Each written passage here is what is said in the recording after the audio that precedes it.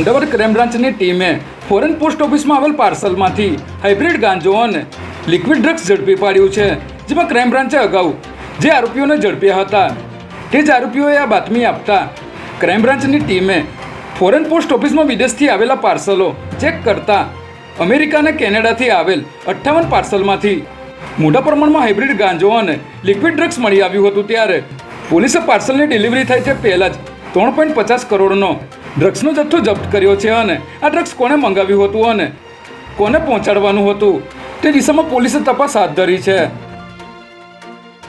અમદાવાદમાં traffic police દ્વારા આજથી 10 દિવસ સુધી રોંગ સાઈડમાં વાહન ચલાવતા વાહન ચાલકો માટે ખાસ ડ્રાઈવ શરૂ કરી છે। ત્યારે પોલીસે રોંગ સાઈડમાં ડ્રાઈવ કરતા વાહન ચાલકોને પકડીને કલમ 279 અને 188 મુજબ ગુનાઓ નોંધવાના શરૂ કર્યા છે, જેથી આવા વાહન ચાલકોએ પોલીસ સ્ટેશનમાંથી જામીન લેવા પડશે।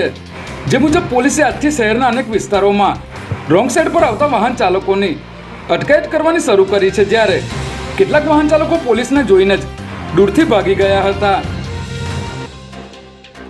આજે જમાલપુર જગન્નાથ મંદિર ખાતે ભગવાન જગન્નાથની ભવ્ય જળયાત્રા યોજાઈ હતી, જેમાં શણગારેલા હાથી, બળદગાડા અને બેન્ડ બાજા સાથે સાબરમતી નદીના સોમનાથ ભૂડરના આરે જળયાત્રા પહોંચી હતી અને અહીં પૂજન કર્યા બાદ 108 કળશમાં નદીનું જળ લાવી જળયાત્રા ફરી નિજ મંદિરે પહોંચી હતી।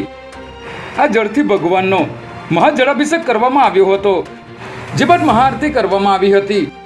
આ જળયાત્રામાં ગૃહ રાજ્યમંત્રી હર્ષ સંઘવી, પરમ પૂજ્ય અવિચલ દેવાચાર્યજી મહારાજ અને પૂર્વ નાયબ મુખ્યમંત્રી નીતિન પટેલ જોડાયા હતા અને ભગવાન પર મહાજળાભિષેક કર્યો હતો।